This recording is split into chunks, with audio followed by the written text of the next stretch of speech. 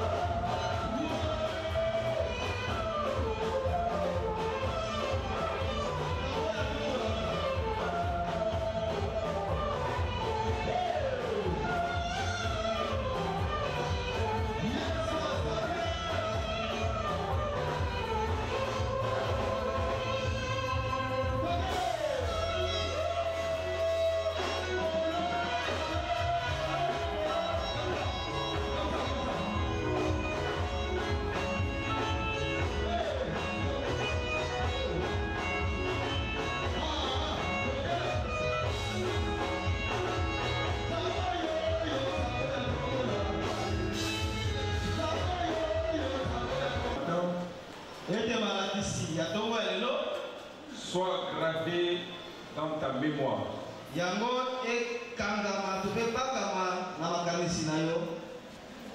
Que ceux-là qui l'enregistrent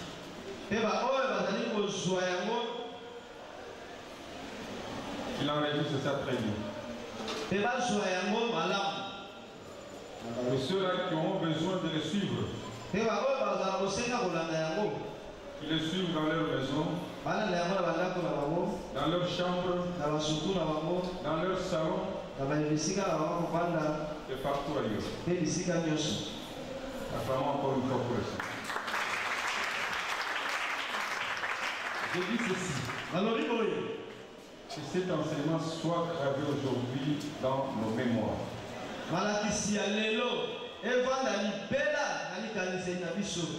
Que ceux-là qui ont le devoir d'enregistrer ces messages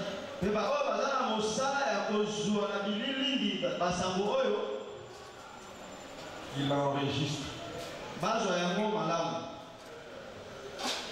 Que nous suivions ça dans nos maisons.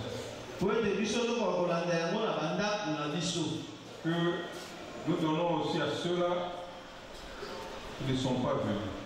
Nous avons besoin que l'Église grandisse. Parce qu'on dit la foi vient et c'est qu'on entend. Et ce qu'on entend vient de la parole de Dieu. Je ne vais pas parler de moi-même, mais je vais parler de la parole de Dieu.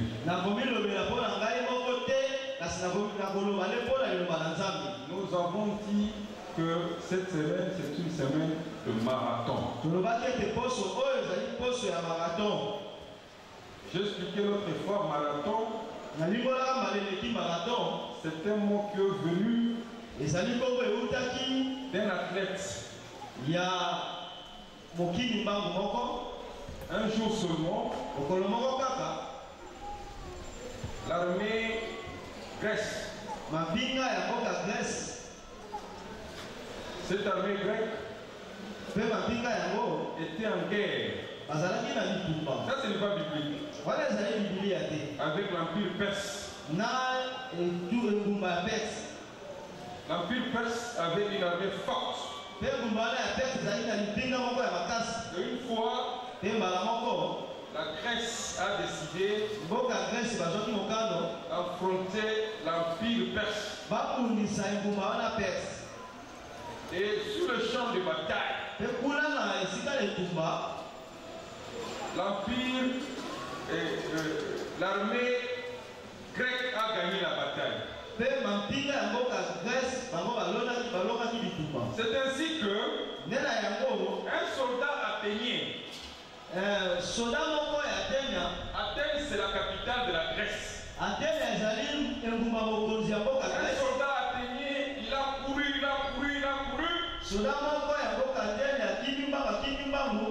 pour annoncer la nouvelle de victoire. Quand il annonce la nouvelle de victoire, il est tombé mort d'épuisement. C'était une joie de voir l'armée athénienne gagner la victoire.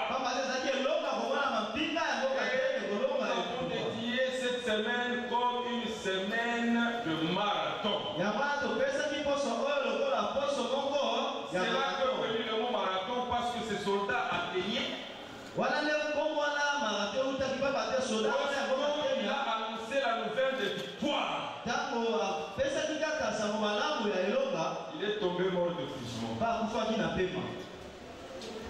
Nous avons dit que cette semaine c'est une semaine de marathon. Nous remercions l'Église à travers ceux-là qui nous ont assistés pendant cette semaine de marathon. Nous remercions l'Église à travers ceux-là qui nous ont accompagnés pendant cette semaine de marathon.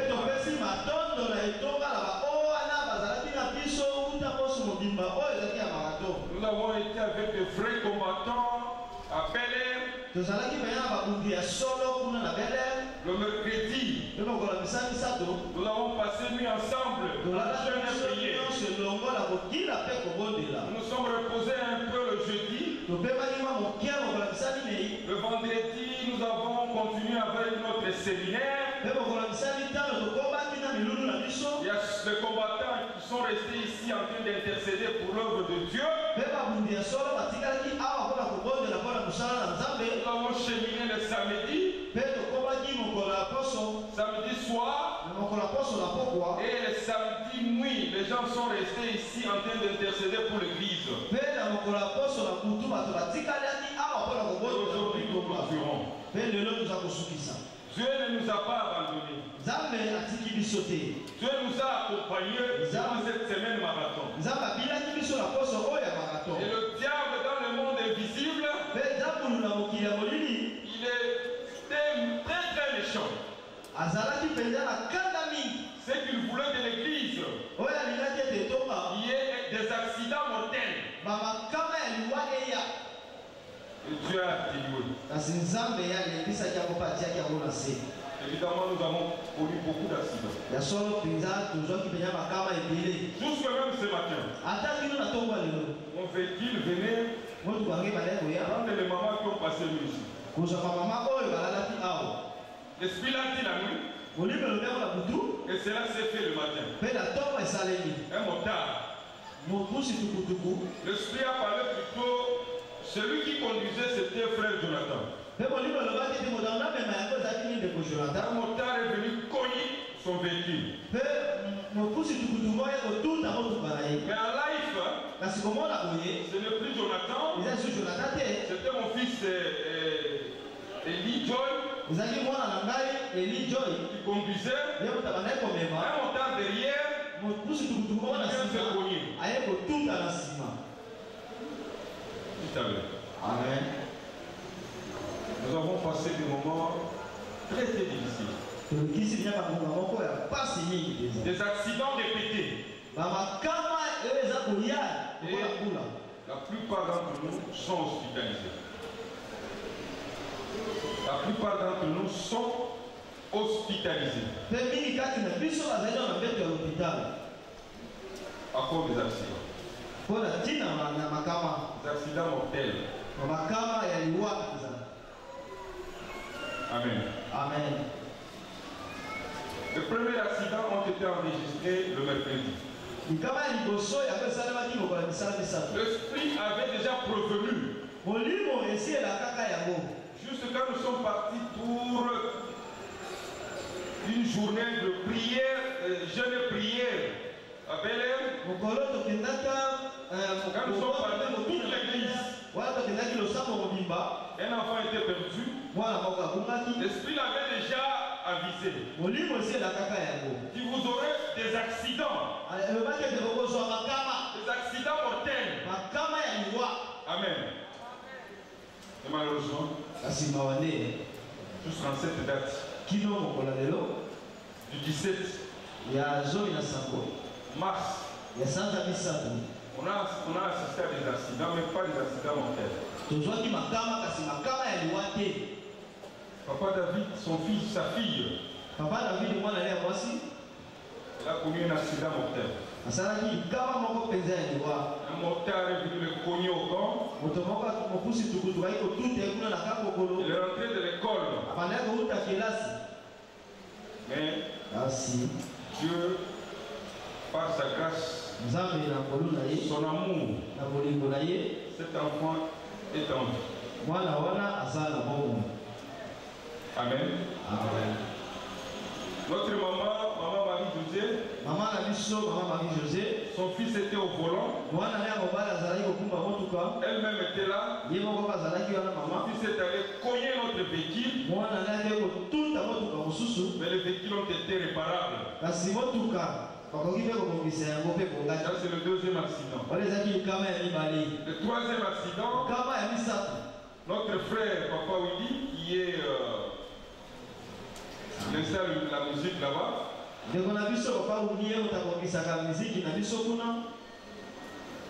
Sa femme, Maman Irène, que nous avons parrainé leur mariage, a connu un accident mortel. Il est hospitalisé, tête gonflée. Et hier seulement, il est passé à la radio. Dieu merci. Il n'y a rien de grave.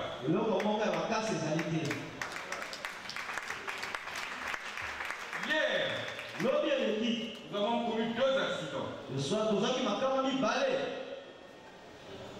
Notre enfant Jules, que nous connaissons tous, il n'avait pas l'intention de travailler.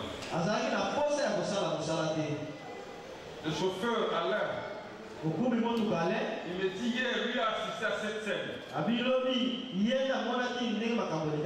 ne répare pas la machine. Il a aussi réparé pour la première fois. Le chauffeur là, il dit.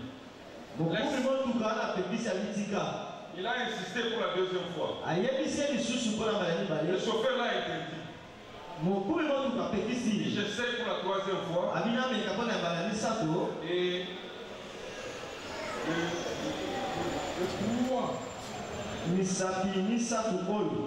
ont été sectionnés. Et on est allé à l'hôpital.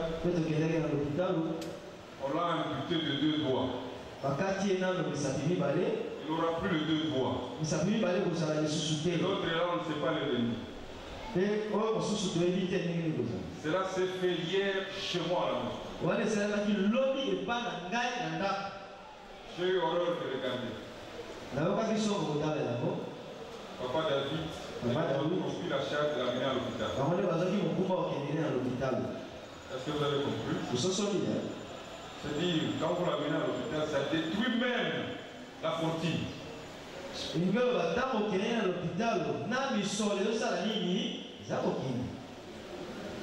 Comme cela ne suffisait pas, l'enfant de papa Pedro, Jean Pedro, il est rentré de l'école avec son professeur. Ils avaient un jeu de football. Au retour à l'est, un chauffeur en vitesse Il allait cogner le professeur. Le professeur s'est esquivé. On a cogné l'enfant. Il est plâtré aujourd'hui. La jambe, il est plâtré. Mais pendant que j'étais à Colosie, j'ai dit à maman, exceptionnellement, dites à la femme de papa Jean-Pedro d'assister à toutes les séances de prière. Je ne sais pas pourquoi je l'ai dit. Tout à l'heure. Dieu a atténué la mort à plusieurs accidents. C'est-à-dire que notre Dieu nous accompagne. Il parle. Les gens qui sont en face de nous, ils sont ceux qu'ils sont. L'esprit a insisté. L'esprit continue à insister. Les jeunes, que ce soit les jeunes filles et le jeune garçon, il y a ceux-là qui sont en train de se prostituer. Et ils le font expressement. Et l'esprit commence à citer nommément ceux-là qui se prostituent. Ils le font expressement. Notre église de la sainteté. La sainteté, rien que la sainteté. Est-ce que j'ai bien parlé? Est-ce que j'ai bien parlé? Vous qui se prostituez, la porte est ouverte. On reste avec peu de gens. Nous n'avons pas besoin de faire foule ici. Nous avons besoin des hommes parfaits. Des femmes parfaites. Cela nous suffit. Est-ce que j'ai bien parlé? Quand tu te prostitues, répands-toi. Amen. La moindre des choses, il se repentit. C'est pas aujourd'hui qu'on sème qu'on va récolter. Jeunes gens, même après 20 ans, ce que tu sèmes aujourd'hui, tu le récolteras. Amen. Quand j'étais jeune, en première CO, j'avais une dame qui nous donnait les cours d'anglais. Mais malheureusement, son mari était un médecin. J'ai souffert d'une maladie. Quand il administrait le comprimé, moi je refusais de prendre le comprimé. Il m'a giflé. Quand il m'a giflé, j'ai haï même sa femme qui était notre. J'ai haï même l'anglais. Ça me rattrape. Est-ce que vous avez compris? Quand j'étais en première, je me rappelle, c'était l'année 78-79.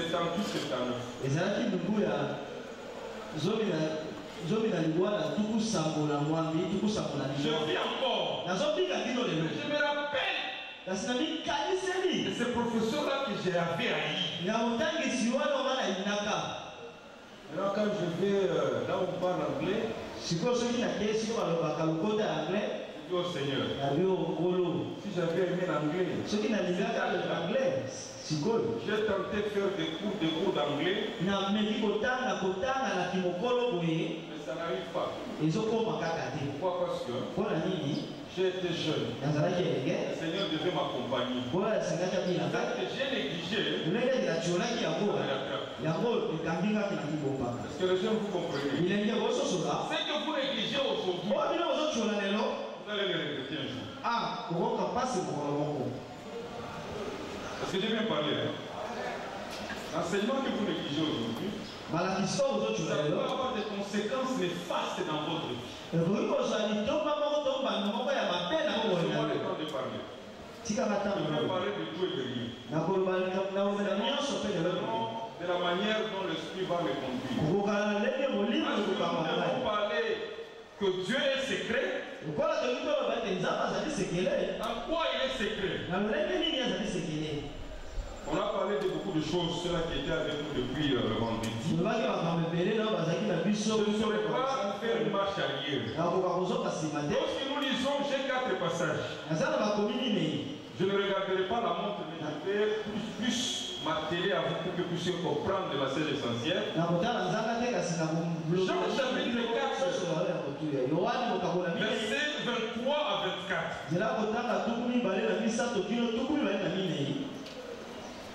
Ça dit quoi? Suivez. Rapidement. Jean chapitre 4, verset 23 à 24.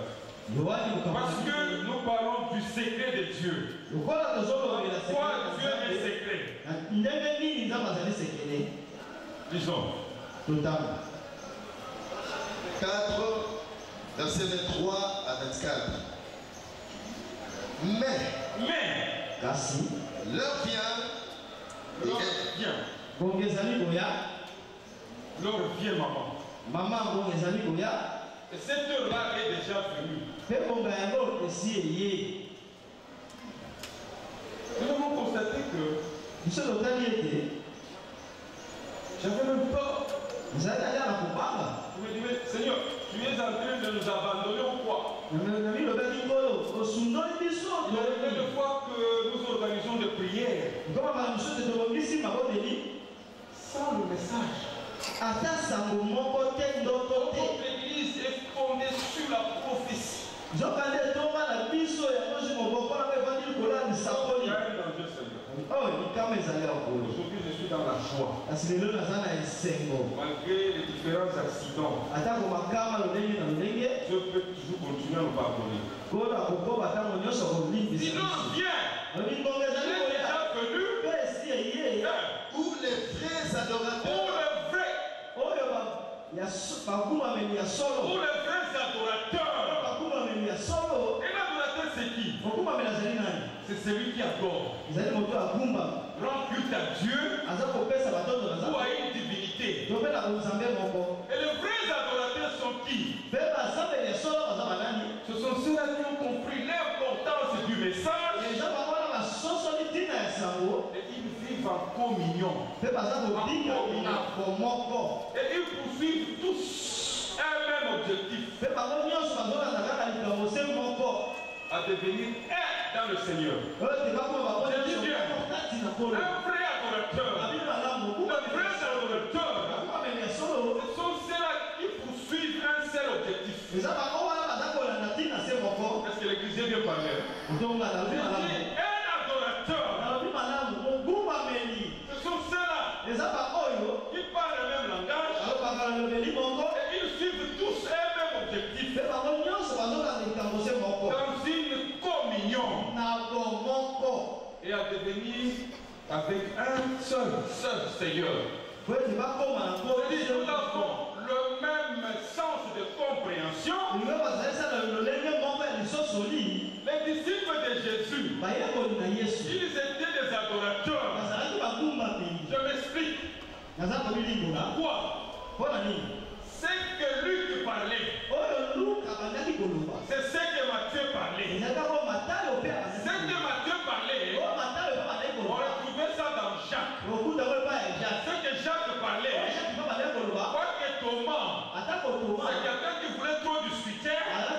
Il n'allait pas à l'encontre de ce que les autres parlaient. Ce que Pierre parlait n'était pas différent. Même après que Jésus soit mort et ressuscité, un jour seulement, Pierre, qui a vécu avec Jésus de manière charnelle, il s'était retrouvé avec Paul.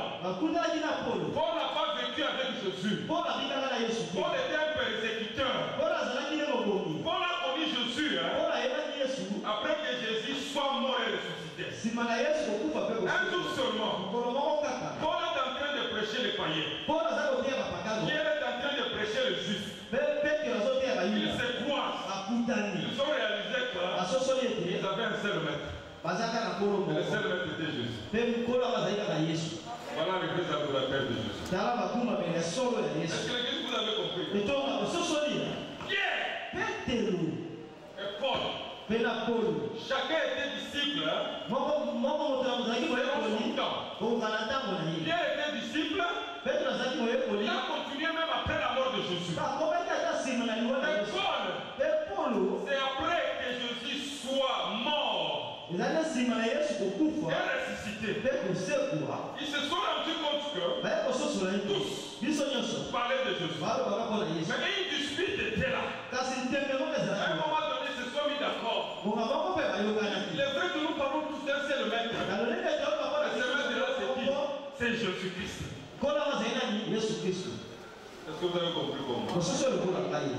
Ils étaient des vrais adorateurs de Jésus-Christ. Et Jean nous dit, l'heure vient. Cette heure-là est déjà venue pour les vrais adorateurs. Amen. Adoreront le Père en esprit et en vérité. Mais nous sommes putain de difficulté l'église. Une même église.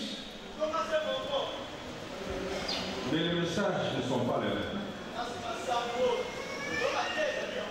Le message qui vient peut-être de Boulousi se contredisent avec ceux-là qui sont à Lubumbashi, se contredisent avec ceux-là qui sont à Kinshasa. Il y a un problème. Mais nous qui sommes ici, nous voulons être des adorateurs. Nous parlons un même langage. Dans la communion. Est-ce que l'église, on se comprend? C'est que moi je pense.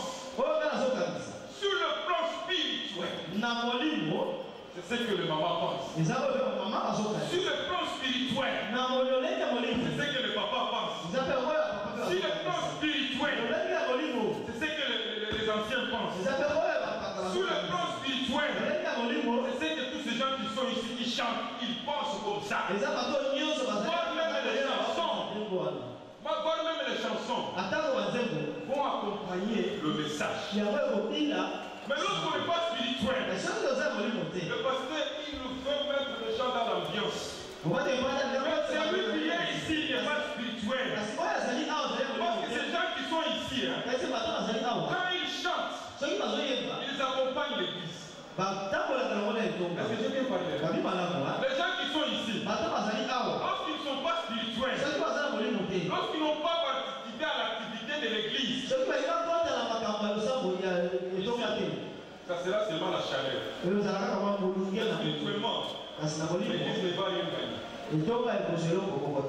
Les gens peuvent chanter ici. Ils sont déjà une ambiance spirituelle. Ils sont en communion. Parce qu'ils sont des adorateurs. Mais si nous avons des gens ici qui passent, ils se prostituent. Mettez en tête que ce qui est ici, c'est la chaleur. Et spirituellement, tu gères. Est-ce que je veux parler là? C'est pourquoi je réitère la confiance à l'église. Je réitère la confiance à l'église. Je remets la confiance à l'église. Avec tous ceux-là qui nous ont accompagnés cette semaine. Depuis mercredi, jeudi, vendredi, samedi, jusqu'au jour. Un coup de chapeau. Le Seigneur le bénisse. Ils ont fait l'œuvre de Dieu de manière efficace. Et tous les messages ont été corrects. Et tous les messages ont donné encore la foi. De dire, oh, le Seigneur, il est encore avec nous. Malgré les grimaces de Satan. Satan nous a grimacé à travers les accidents. Peut-être qu'on va encore commencer à nous grimacer. Mais c'est Dieu révèle et condamne. Si l'homme vient, il est déjà venu. Attends, on dormir. Parce que l'esprit a dit, il y a un esprit qui envoûte les gens de dormir. Je sais qu'il fait chaud. Tu sens que tu veux dormir toi-même debout. Le vrai moment c'est celui-ci. Où je sais que lorsque j'ai fini mon travail, en quittant d'ici, laissez-moi aussi me reposer. Papa, non. Je suis en train de t'instruire. À un moment donné,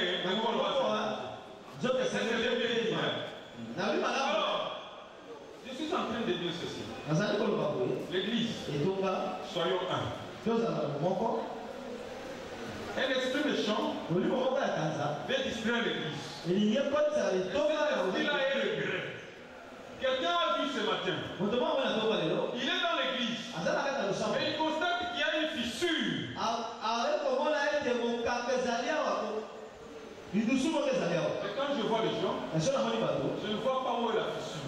Mais sur la place visuelle, je vois qu'il y a une fissure. Jean 10 dit ceci. Chapitre 7. Verset 9 à 14. Suivez. Je n'aurai pas honte aujourd'hui de dire. Si le Seigneur me donne encore cette opportunité. Je voudrais qu'en quittant d'ici, que tu sens que les choses ont commencé à changer. Jean chapitre 10, verset 7. Écoutez. Verset 7. Jésus leur dit. Il dit à ceux-là qui lui a considéré comme des adorateurs, accepté de l'accompagner. Jésus dit, il dit quoi? En vérité, je suis la porte des brebis. Je suis la porte des brebis. Il n'y a pas une autre porte que Jésus-Christ. Je suis la porte des brebis. Je suis la porte. Si quelqu'un entre par moi, si quelqu'un entre par cette porte, il y a beaucoup de choses. Que le Seigneur Dieu m'accompagne. Je suis la porte. Si quelqu'un entre par cette porte, tu peux venir à l'église, mais tu n'as jamais entré par cette porte. Amen. C'est lui qui t'a fait entrer dans cette église. Ce n'est pas Jésus. C'est un autre esprit. Parce qu'il y a certains esprits qui viennent à l'église, non pour accompagner l'église, mais pour s'aimer du désordre dans l'église.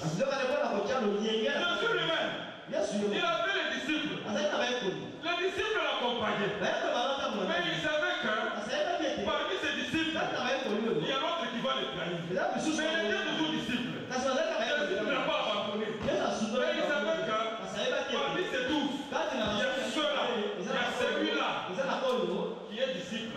Mais il a une autre mission de me trahir. Dites avec.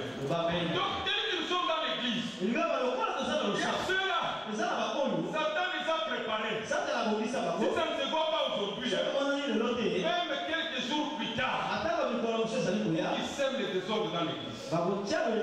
Mais si toi, tu es entré par la vraie porte, s'il n'y a pas une autre porte comme celle-là, celle que je suis en train de te dire. Amen. Amen. Si quelqu'un entre par moi, il sera sauvé. Si quelqu'un entre par moi, Jésus-Christ, il n'a qu'une seule mission. De sauver ces âmes qui sont ici. De sauver ces âmes qui sont à Mikondo. De sauver ces papas qui je vois aujourd'hui. Il vient de Bel Air. Comment est-ce qu'il est parvenu à l'église? Un enfant est perdu. Cet enfant se retrouve chez lui. C'est celui qui l'amène à l'église. Tout est parti de là. Est-ce que je viens de dire? Donc le Seigneur a besoin seulement. Quand tu viens à l'église, pour que tu reçoives le salut, pour que tu sois sauvé, et toi et ta maison, Isabelle, pour que tu reçoives le salut, le pasteur, tout acte qu'il pose, il n'y a pas un autre intérêt que de sauver. C'est tard. Est-ce que je viens de dire? On va à Bel Air. On me dit qu'il y a une maman très malade. Je ne connaissais même pas son état. Mais l'esprit insiste. Va visiter cette maman. Va visiter cette maman. J'allais même me décourager parce que j'étais fatigué aussi. Mais quand je vois cette maman, elle était déjà mourante. Maman présidente était morte. Maman présidente, cette maman ne pouvait pas être en vie aujourd'hui. Maman, si elle est en vie aujourd'hui, parce que papa Jean m'a amené la voiture. Papa Jean m'a amené la voiture. Si on donnait cet argent, c'est beaucoup d'argent. C'est pour sauver ses mains seulement. Amen. Peut-être qu'il allait mourir. Quoi qu'il a déjà eu le baptême. Peut-être, si elle est en vie, qu'elle prononce seulement un mot. Même si un jour, même Lazare, Jésus-Christ l'a ressuscité, ce n'est pas pour que Lazare reste longtemps. Cette maladie, ce n'est pas pour amener Lazare à la mort. Oh, Lazare était mort. Cette mort-là que Jésus parlait, c'est une mort spirituelle. À travers cette maman, c'est pas qu'elle va rester éternellement. Elle peut même mourir. Mais que vous voyez la gloire du Seigneur, que vous suivez ce Seigneur-là. Et cette maman-là, peut-être le temps que Dieu lui donne, elle peut sortir aujourd'hui. Pour qu'elle prononce un mot de victoire le jour de sa résurrection. Je bien parlé. Si elle est en vie aujourd'hui, c'est pas parce que on l'a amené à l'hôpital. Mais s'il est en vie aujourd'hui, pour qu'il dise un mot, si quand il va mourir, son âme soit sauvée. Est-ce que je viens de dire? Alors, il dit ceci. Moi je suis la porte. Il n'y a pas une autre porte que celle que moi je t'ai dit. Il entrera et il sortira. Tu entreras sauvé et tu sortiras sauvé. Et il trouvera des pâturages. Il trouvera quoi? Des pâturages. Des pâturages. Les voleurs ne viennent que pour dérober. Amen. L'église, est-ce que vous comprenez? Un voleur, quand il entre dans l'église, sa mission, c'est pas pour garder l'église. Sa mission, c'est pour voler. Tous ceux qui viennent à l'église n'ont pas la même mission à l'église. Il y a ceux-là qui ont eu même le baptême. Ils ont même prospéré. Mais Satan les a préparés pour voler. Le voleur ne vient que pour faire quoi? Voler, dérober et égorger. L'église dit Amen. Nous avons géré beaucoup de problèmes. Dans la sagesse. Et jusqu'aujourd'hui, l'esprit est en train d'insister. Insister. Maman Marie-Joseph est morte. Elle va à la commune de Kasavubu. Elle trouve une maman qui lui dit, il y a quelqu'un qui est passé ici. Il est passé ici au nom de l'église du paradis spirituel du Nouvel Israël. Avenue Mavinga, numéro 5. On va installer une autre organisation.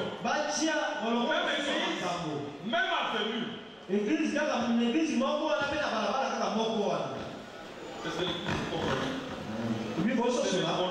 il n'est pas loin de nous. Il n'a pas été loin de nous. Mais nous avons porté des gants. Spirituellement et physiquement. Dites Amen. Est-ce que l'église vous comprenez? C'est quelqu'un qui était avec nous.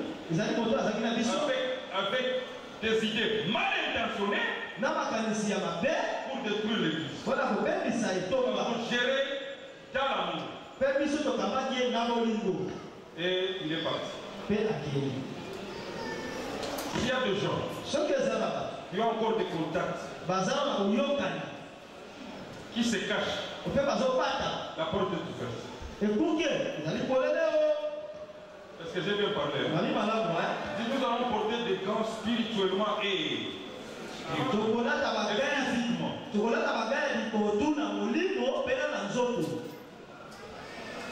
On s'est dit en face. Nous n'allons pas pardonner. Le voleur ne vient que pour faire quoi? Voler, tuer, dérober, égorger. Dites Amen. Dites Amen. Amen. Est-ce que l'église vous comprenez? Amen. Continue. Et détruire. Moi qui suis votre pasteur, je n'ai pas intérêt de détruire une âme. Il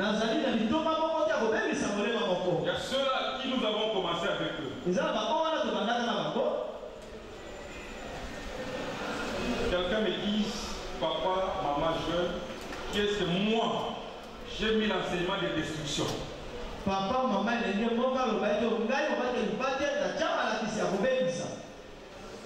est-ce qu'il y en a parmi les papas? Est-ce qu'il y en a parmi les mamans? C'est là qui vous contactent. C'est pour vous détruire. Je le dis pour vous. C'est des contacts louches, ça vous détruit. La destruction n'est pas visible aujourd'hui. Vous allez constater après 10 ans. Le voleur ne vient que pour l'église. Est-ce que vous me comprenez?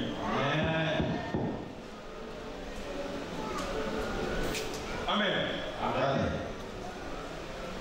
Il y a deux gens qui vous ont refusé depuis le premier jour.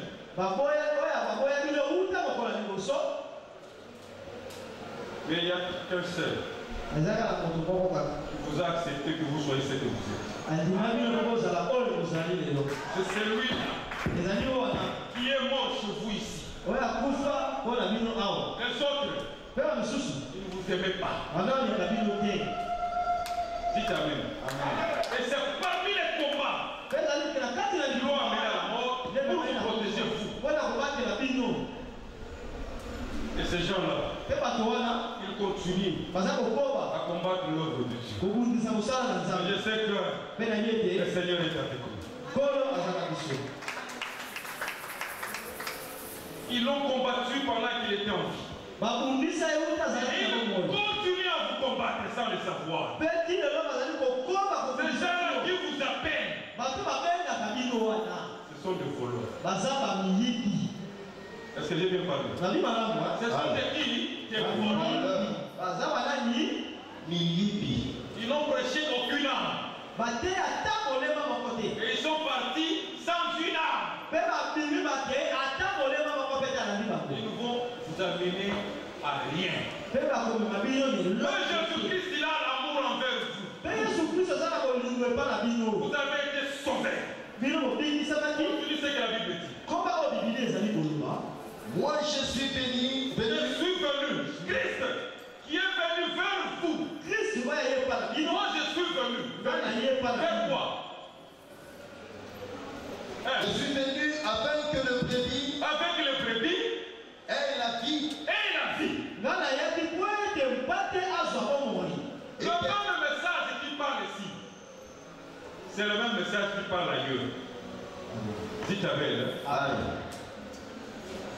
Dans tout ce que les gens peuvent vous considérer, Dieu vous parle. Et va continuer à nous parler. Mais ce que le Seigneur veut de nous, que nous soyons des brebis. Amen. Et qu'elle ait en abondance. Et que vous ayez en abondance. Jésus-Christ vous fait des brebis. J'ai eu le matin, je pleurais. Une fille de l'église. Elle vient très tôt le matin chez moi. Papa, je vous amène une colis. Papa, je regarde ce colis, c'est 3 cravates. Dis papa, important, ces cravates, que tu te rappelles de moi. Que ton Dieu là, le bénisse. C'était très profond. Moi je pleure. Il y a un grand message là-bas. C'est dit, il a besoin de quelque chose. En posant seulement cet acte, de Dieu, peut-être quelque chose va se produire dans ma vie. C'est une requête pour moi. Et le matin là, j'ai devais porter la cravate verte que j'ai.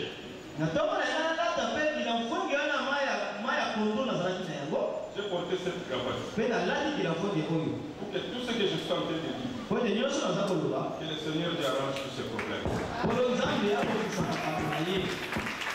Dites Amen. Je pleurais. Elle est partie de moi, je pleurais. J'ai dit au Seigneur, est-ce que ma prière peut avoir un impact dans la vie de cette fille? Le voleur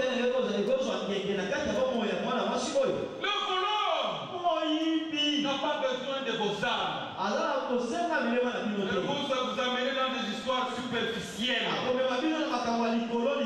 Et un jour seulement, il vous abandonne. Est-ce que je vais parler?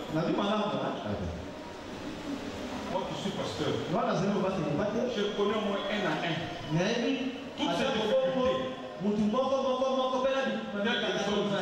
Tout le monde. Là, il faut l'assister spirituellement, je l'assiste. Là, il faut l'assister physiquement, je l'assiste. Là, il faut l'assister financièrement, je l'assiste. Dans tout ça, on cherche quoi? À sauver l'âme. Mais le voleur peut t'assister seulement superficiellement, il t'abandonne. Il fait chaud. Et le message passe.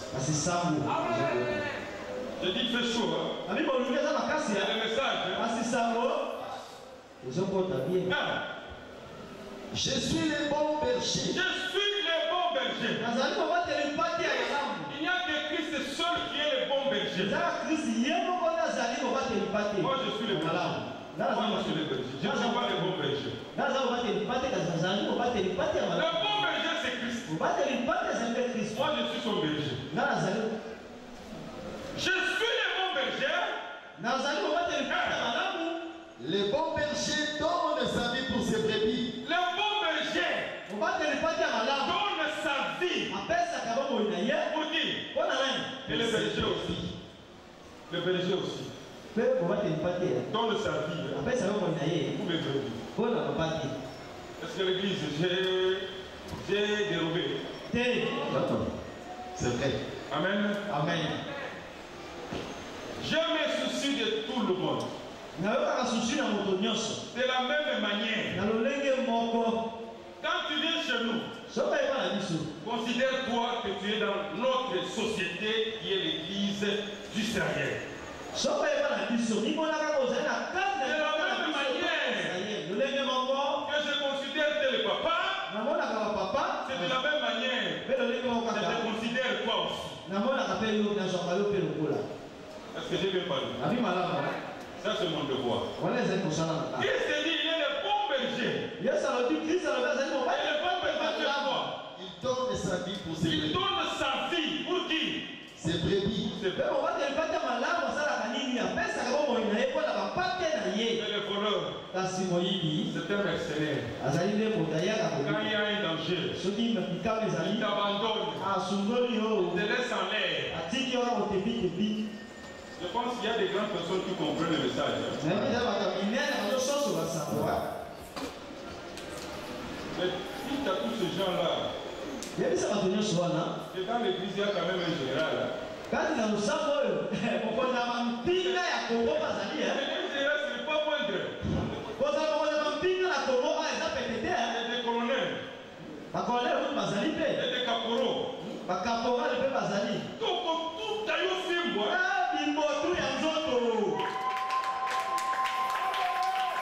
Amen.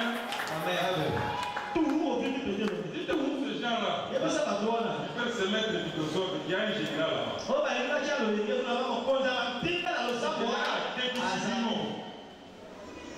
Alors, faut-il les écouter?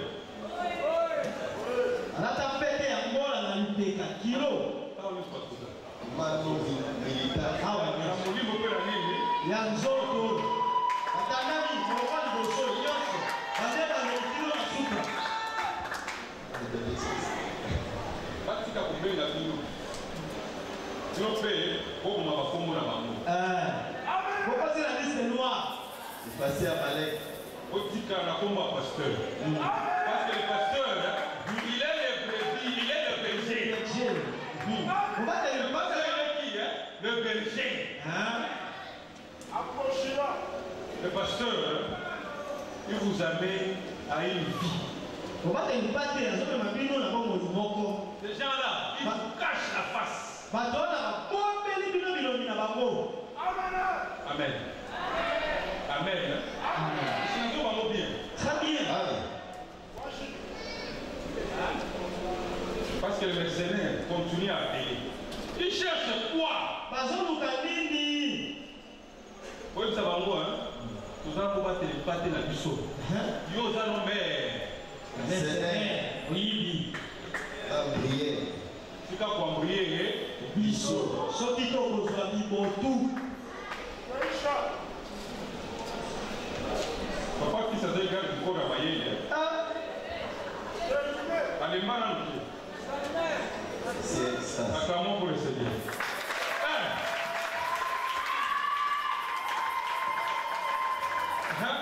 Mais le mercenaire.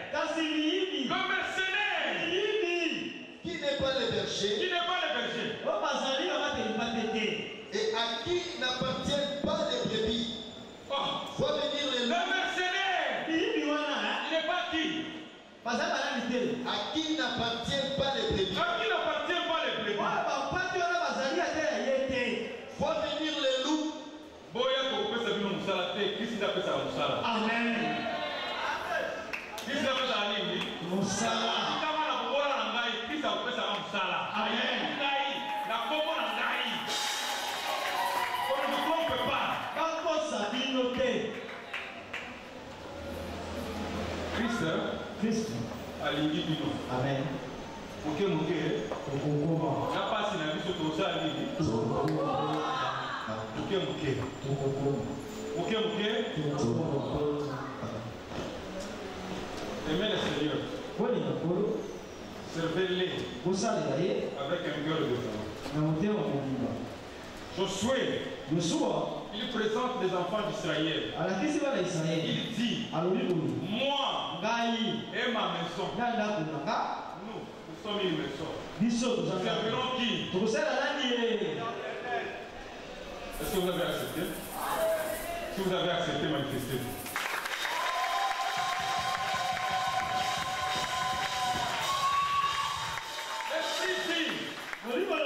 Il y aura des combats. bitumba ekozala. Même Dieu, c'est pour la première fois dans l'autre. Là, Dieu, ça route. Combat. Bamboa. Akimi, habite dans les domaines de Domaine privé. Ce qui est spirituel Oyo eza na mimo. va se dessiner charnellement. Ekomimonisa mabe na nzoto. Soyez armés. Tolata On mingi. combattra. Bakobundisa bino. Que vous le vouliez ou pas. Olinga te. Peut-être pour lui. Mosusu bako leloko te. Par mauvaise foi. Kaka na motema mabe kaka. Si le bon berger, Abi mobateli pati ya solo. il dit fait quoi? Donne sa vie pour ses Donne brebis. sa vie pour ses brebis. Apesa roho ina ye mpona bapata na ye. Mais les Mais mercenaires le mercenaire, Simbi yimbi. qui n'est pas les bergers il n'est pas le berger Bazaka bateli pati te. et à qui n'appartiennent pas les brebis. à qui n'appartient même pas le brebis. Il est mercenaire. Na oyo bapati aza baza te ya ye te.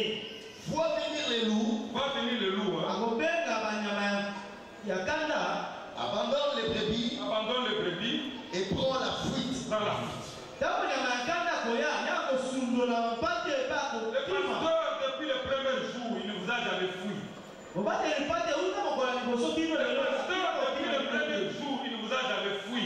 Obateli pati euta mokola liboso kino lelo. Il dit même dans ton maison. Alandaka bino ata na bandako tala bino. Oyete ya. Le pasteur, Bateli pati. c'est ça sa mission. Etindani nde ya kuwa. Acclamons pour le Seigneur. Virgile 14. Je connais mes brebis Je connais mes brebis. Nayebi bapate na Je ngai. connais toute la situation qui se passe à l'école. Nayebi makambo nyonso ezoleka na mikolo. À travers Papa Jean, Na nzela ya papa Jean, à travers Maman Dorcas. na nzela ya mama Dorcas. J'ai la situation de toutes les brebis. Naza na makambo nyonso ya bapate nyonso. Leurs soucis, pasteur connaît. Bakoseka na bango bateli pata ye. C'est pareil avec les bons bergers. Eza lolenge moko na Si je connais mes brebis. balobi nayebi bapate. Mpe lisusu et elles me connaissent. Et mes brebis le connaissent. mpe bapate wana bayebi nga. Ils connaissent même les défauts du pasteur. Bayebi ata mabunga ya kobateli Je pate. ne suis pas le bon berger. Naza kobateli pate malamu te. Je peux avoir mes défauts. Nakota mpe na mabunga na ngai. Mais que mes défauts ne soient pas préjudiciables dans la société. Kasi mabunga wana yango mema makama te na kati na evangeli. Je connais mes brebis. Nayebi bapate na ngai Et mes brebis. mpe bapate na nga bayebi nga. Soyons un. Tozala moko Que personne ne vienne nous diviser. moto moko te. Abandonnons nos petites caprices. Totika mwa bizali mabe na biso wana mike mike. Amen. Cette maman telle qu'elle est venue et aujourd'hui elle a beaucoup changé. Mama ololeka ayaki mpe lelo abongani nini? Maman présidente Mama obati mama présidente et sa vice. na molandi na ye. Telles qu'elles sont venues à l'église loleka bayaka na losambo et jusqu'aujourd'hui, mpe kino lelo moi je me glorifie. nga na bipesi nazopesa kino. Voilà l'œuvre qu'elle a faite là-bas. Tala mosala asali kuna. Toutes ces mamans, Bamama nyonso quand ils ne sont pas là, il y a des vides. so baza te Et polele qu'il entre, je dis oh, le pasteur est ici. soki botuke koti C'est l'œuvre qui l'accompagne jusqu'à sa mort. ezali mosala ezobina ye kino liwa na ye. Amen. Amen. ayaka na nsima mobali mpasi mobali azwa mosala na kati ya mosala wana esali ela Ebi tozali voilà l'œuvre. tala mosala. Dites amen. Amen. Est-ce que Dieu peut parler? Nabi malamu Nous constituons une grande famille. tosali libota moko ya monene. Ici, là, on y a six gens. Éphésiens. Okatala Efeso Loki Loki. Chapitre 3. nkabula misato. Kuna lubaka me. Lero na lubaka. Kitango na usisa. Soki 15 heures. Na usisa. Akaza bako bakulu. So usisi. Na so bilibino secret. Et aussi on le met pour la première fois pasteur a été pendant 4 heures. Père, papa. Éphésiens 3 et 8. Éphésiens chapitre 3, verset 1. Yoga pour Ningazolo. À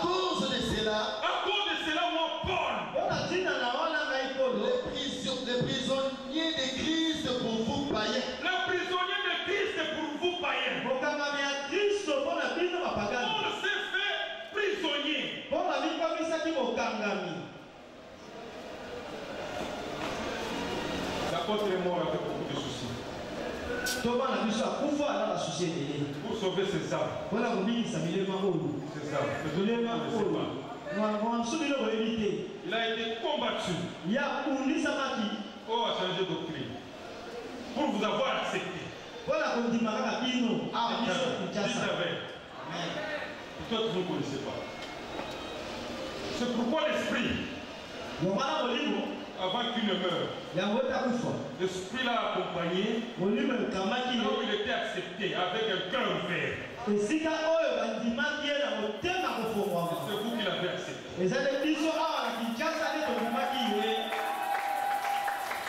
Dites Amen. Vous l'avez accepté avec un cœur ouvert.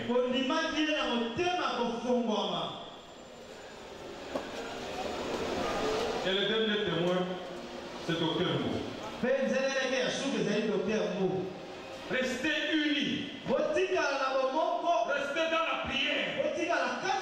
Quand nous avons multiplié les prières, voyez les résultats.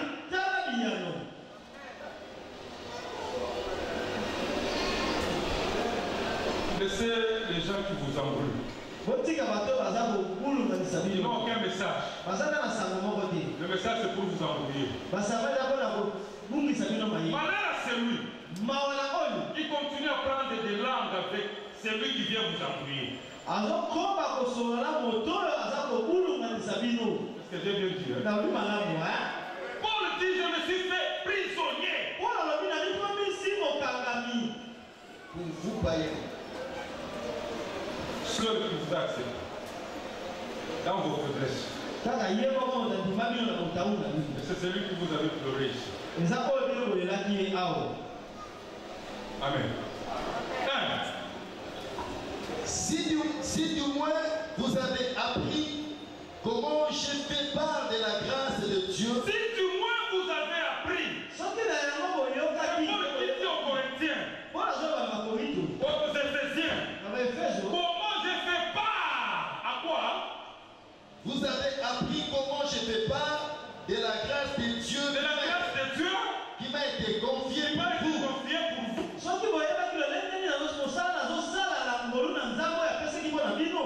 C'est par révélation que j'ai eu connaissance du mystère. Que c'est par révélation que j'ai eu connaissance du mystère. Le secret de Dieu est dans la révélation. Amen. Dites Amen. Le secret de Dieu est dans la révélation.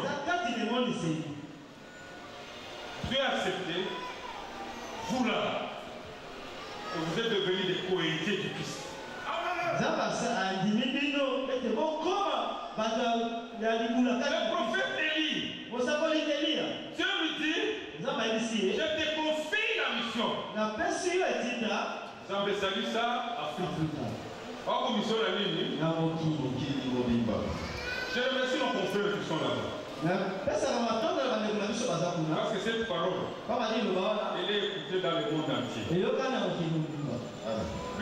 Simon Kimbangu, quand il a commencé le message, il n'a presque rien fait. Ceux-là qui ont amené le message, ce sont là qui ont compris ce message et ils l'ont amené partout.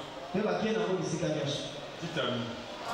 On ne pouvait pas accepter la seule parole, soit seulement dans une seule contrainte. On ne peut pas accepter que cette parole reste seulement à Kinshasa. Et Dieu fait grâce. Je vais faire un petit exercice. Ici, je peux choisir peut-être un banc.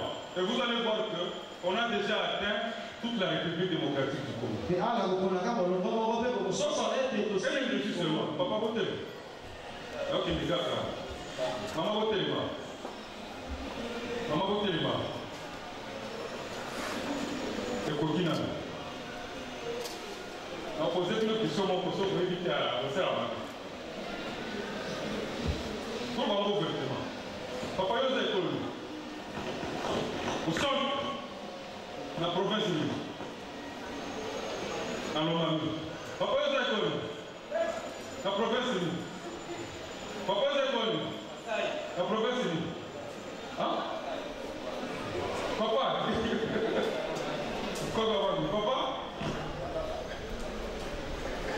Maman? Maman? Maman? Maman? Maman? Maman? Rosa? Maman? Rosa? Maman? Hein? Hein? Rosa? Maman? Maman? Rosa? Est-ce que vous avez il y a Congo et Zali? Est-ce que vous avez tendance à habiter ma toile de ma zébé? Vous avez tendance à comment de ma zébé? Vous avez tendance à balan de ma zébé? Sangisa. Sangisa. Comment? Tout tendance confondu. Déjà, au cours de l'église, je suis passé à Zamoulouba.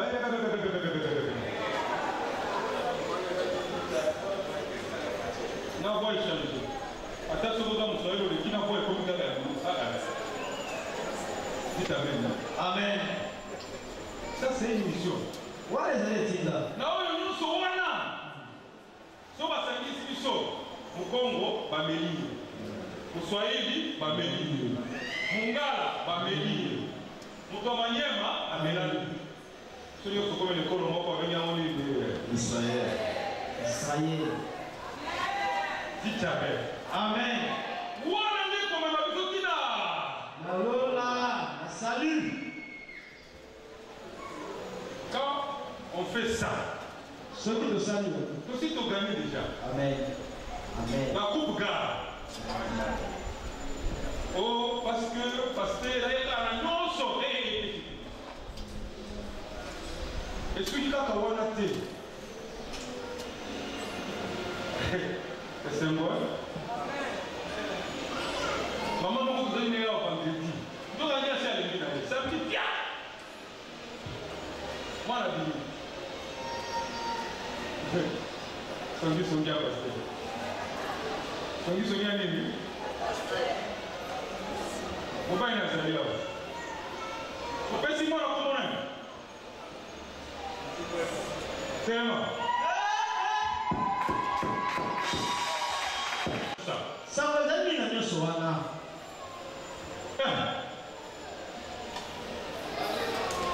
Par l'évangile.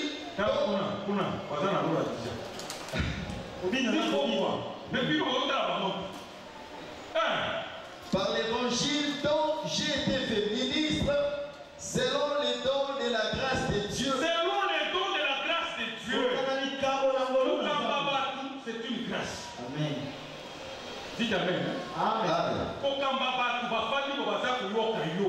Pe bazoni na ndako baboyi masumu, c'est une Grâce. Dites amen. Amen. Alobi maman oyo. Maman président. Ndinga ya kala. Na lelo makambo tayini. Ishani. Akoma kaba jipe ya mulai c'est la charita. Ayaka bongo te. Ayaka bongo te. Amen. Akomi bajipe ya nini? Ya nilai. Yo suka kawana. Suka kawana. Suka wana. Dire amérité kozala mama. Zidane. Amérité kozala mama ya pasteur local.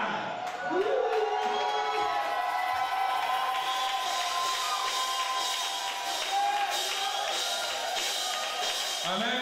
Amen. Papa oyo à l'église. Ayakana tongana na nzoto. Eza oyo. Tongana nini? Na nzoto. Nzoto. Ya osala misala makasi. Aye na ngwe pa pasteur, ayoki tonge bandi ko suwa ye. Mais kuna zalaka tonge bandi ko sala niki? Banda na efete. Banda kimia. C'est dit ninga yaka, na ninga komo lelo asaili ni. Achange. Amen. Nyewa akiwa. Pasteur na mikondo ni na kisi de chama.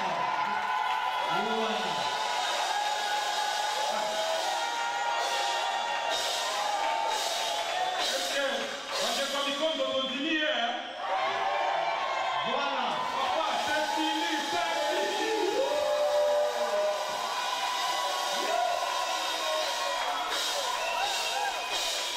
Vas-y, t'appelles du mal.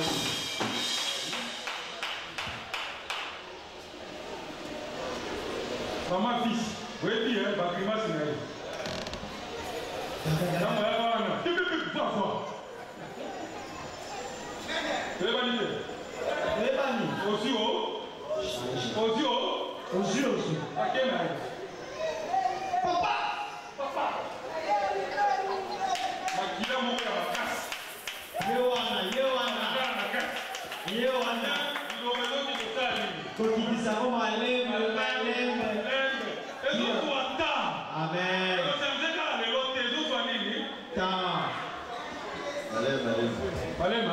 Amen.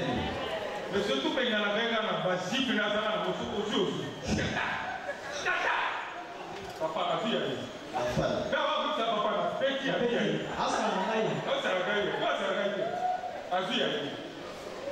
Mais avant le soir, il faut raisonner 10 fois.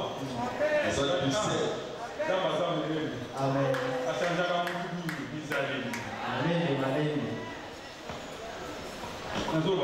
Amen. C'est un autre papier. Ah.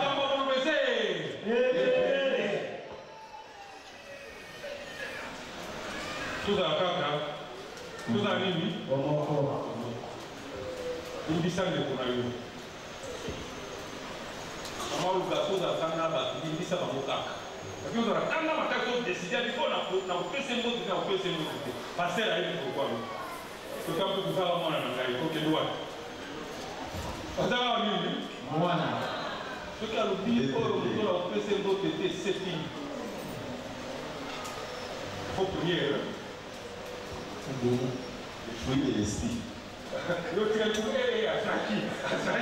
C'est la copine qui s'aille, il y a un petit cara. Amen. Ça y est. Voilà. Je suis en train de le sanctifier publiquement. Parce que moi j'ai le Seigneur. Tu t'amènes. Amen. 50 ans. Pas tes aides. Nous avons ça aussi. Papa, si ça n'a pas. Dernier passage pour que tu sois. Par exemple, les autres. Qui m'a été accordé par l'efficacité de sa puissance. Par l'efficacité de sa puissance. À moi. Qui suis le moindre de tous les saints. À moi, qui suis le moindre de tous les saints. Cette grâce a été accordée d'annoncer aux païens les richesses incompréhensibles. Cette grâce vous a été accordée. Moi, pasteur, de vous annoncer quoi? Les richesses La richesse. incompréhensibles. Une richesse incompréhensible. L'amour, c'est une richesse. L'amour. Sous les titans de la salle, il a pu sur une grande richesse. Pour les gens, on va savoir. Moi, pasteur, une richesse. De vous annoncer. Amen. La richesse. Incompréhensible. Une richesse incompréhensible. L'amour, c'est une richesse. Est-ce que j'ai bien parlé? L'amour. Sous les titans de la carte, il a pu sur une grande richesse. Pour les gens, on va savoir. Une richesse. Si tu as vu. Amen. Je vais clôturer par un témoignage. Esther, mets-toi debout.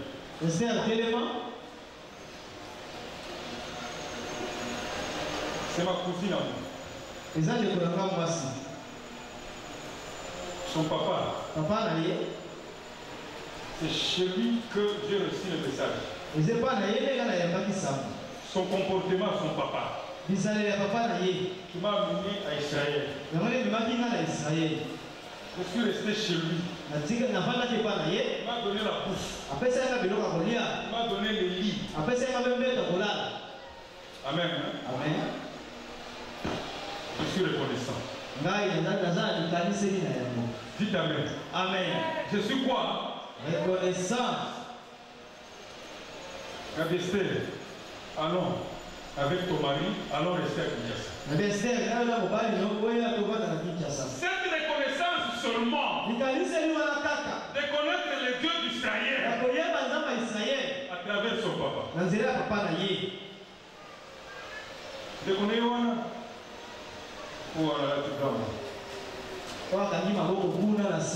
kuna bango tango papa na bango akufi bake kufanda epa ya mama oyo aboti oyo mama na sakufa pe asona Samuel nande kone nani pasteur nani bakomela epa ya koko na ye ya mwasi nda boti mama na ye de kuna bango baye kuyeba nzambe ya nini ya Israel. Nde noko na ngai ake na ndako na bango kobala mwana oyo auti kobima mwana nyonso. Mama na ye aza ekolo na biso te. Soki ayebi te yo papa Abraham oza ekolo ala mosoni. Dites Amen. Esther bandeko na bango wana soko yebi ye te. Acclamons pour le Seigneur. Aïe, n'a pas que l'aïe. Alors, tu vas pas trop. On met tu vas pas dire. C'est son mari. Tu vas y aller. On va faire la décembre là. C'est-à-dire, il y a ici Bango. Katangabu. Yeah. Ah, Lingala Nani. Lingala. Vous allez bien, vous allez bien. Ah, très bien. Ah, très bien. Atiba les caravans qui. Lingala, tu vas mettre ta modada. bien. Oh, kosema, c'est ça. C'est-à-dire, l'église Kinshasa, c'est pas ici ma bonne. Mi parler.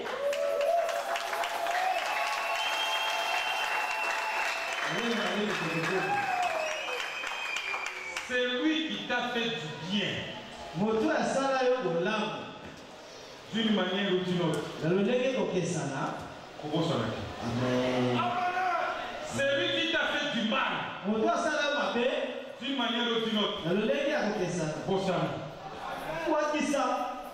Ça c'est moi.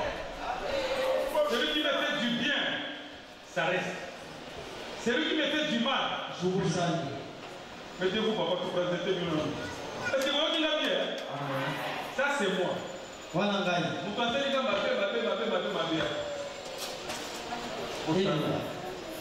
pensez que même après 20 ans,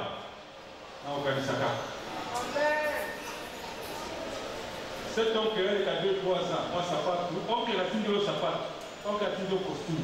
Parce que Boulam a peut-être que vous avez ça à minuit, à Salamouti. Est-ce que j'ai bien parlé? Amen.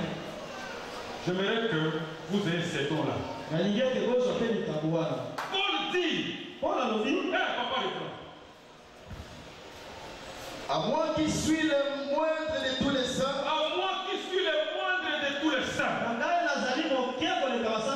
Cette grâce a été accordée. Grâce a été accordée. D'annoncer aux païens les richesses incompréhensibles. Cette richesse. Mais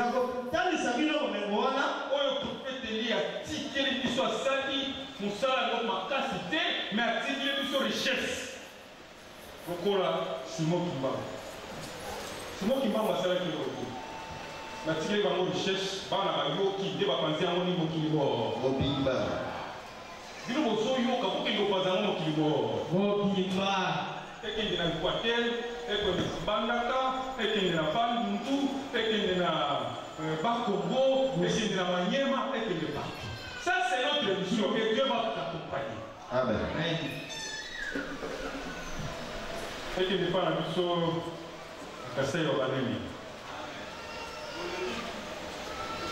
il n'y a pas de discrimination et pas la mission.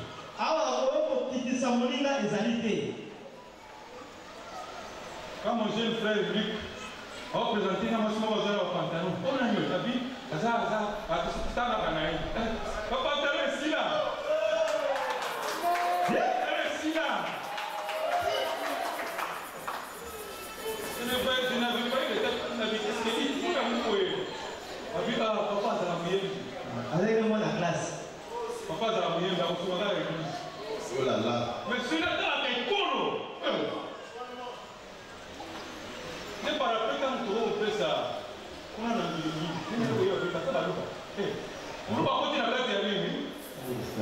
mingi. Tolé. Maman, vous allez bien t'aider. Maman, vous allez bien t'aider. Maman, il y a le micro. Il y a le micro, quoi? Ah! Là-bas, c'est là. Tu vas quoi? Quoi, il fait dans ça?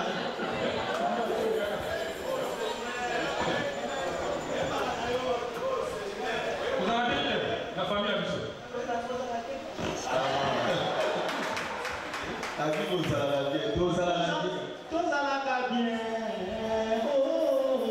C'est bien. Mais à ça, vous y êtes. À ça, on sait comment vous y êtes, vous êtes encore tout fatigué. Amen. C'est ça que nous avons dit. Il y a eu un moment où on va tout clôturer dans le monde. Alléluia. C'est mon ami qui tout clôturer dans le monde. Musique, on va C'est mon ami bien. Autre côté, on a la famille. musique, musique.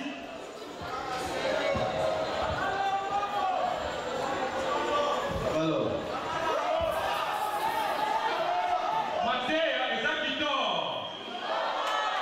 Mais vous ne faites rien. Vous ne faites rien. Vous continuez prochainement.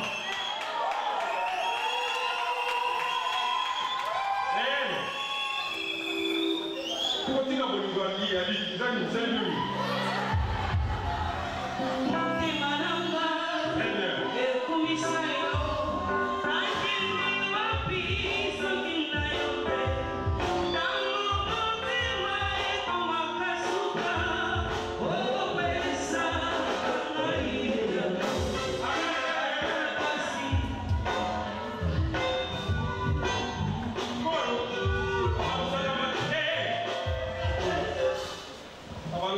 Nzembo oyo abalwe la moni kuko motiba ngai opesa la nini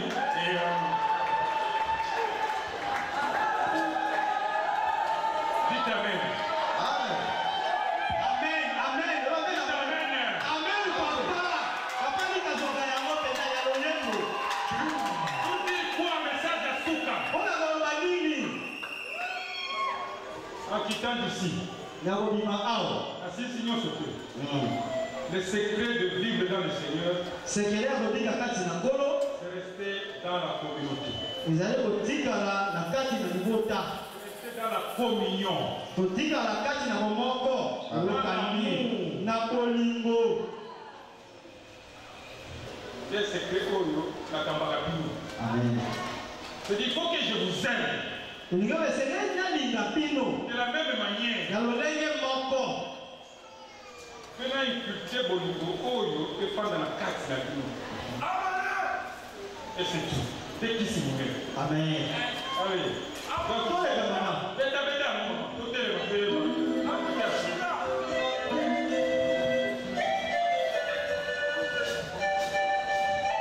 le